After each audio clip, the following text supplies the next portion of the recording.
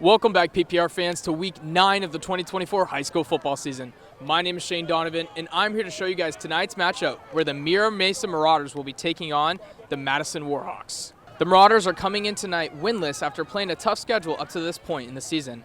However, they would like nothing better than to defeat the Warhawks tonight in their senior night. The Warhawks, however, are coming off of an impressive win against St. Augustine last week and will be looking to get their third straight win. Before we get into tonight's matchup, let's go talk to one of the seniors that will be honored tonight. PPR fans, I'm here with Thiani Salulo. How you doing, man? Good, how are you? So you've had 41 tackles coming into tonight. What did you do in the offseason to prepare? You know, it was just a lot of teamwork and getting in the weight room and cushion on the field. Awesome, dude. So you and all your other seniors, right? Senior night here for you guys. What is your favorite memory for the past 4 years? My favorite memory is coming here in my junior year and balling out. Awesome, man. And lastly, what is the goal for you guys going on for the rest of the season? To continue a strong season. You know, obviously my personal goal is to be a leader for these young guys and see how far we can go in the playoffs. Awesome, dude. Thank you so much for your time. PPR fans, get ready because your matchup's coming your way. We're going to start off here in the first drive of the game as quarterback Parker Ray is going to loft one up for Amari Sanders, who's going to come down with the ball. Beautiful ball placement there.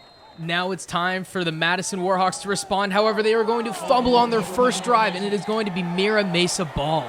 The Marauders would settle for a field goal, making it 10-0, and now the Madison Warhawks have the ball, and it is going to be a handoff to number 10, Adrian Sola, who's going to pound his way into the end zone, making the score 10-7.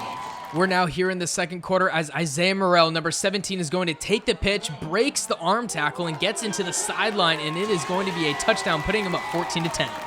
The Warhawks would get the ball back, and it's going to be Isaac Diaz dropping back, looking for none other than the number 17, Isaiah Morrell, who's going to get open and score again for the Warhawks, putting him up 20-10 after a failed two-point conversion.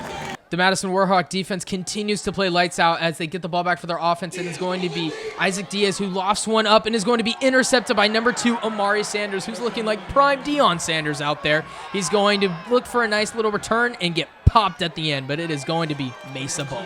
That interception would set them up for a field goal right before half, and we got to show the kicker some love. And of course, he drills it, and it is now 20-13 at half. We're now going to pick up here in the third quarter as Isaac Diaz is going to keep this one and is going to get some nice blocks downfield. Pretty nice game, but oh my gosh, it is stripped by the Marauder defense. The Marauder said, give me that, and rumble into Warhawk territory. However, nothing would come of it, and the Warhawks would get the ball back, and they would pitch it to number 17, Isaiah Morrell, again, who would scamper in for his third touchdown of the night. Hopefully you had him starting on your fantasy lineup. After the touchdown and a bad snap that resulted in a safety, the score is now 29-13, but however, don't count the Marauders out as Max St. Augustine will take it in for the Marauders, closing the gap. The Marauders would go for 2 to keep it tight here in the fourth quarter, but it would be too little, too late, as the final score would be 29-21.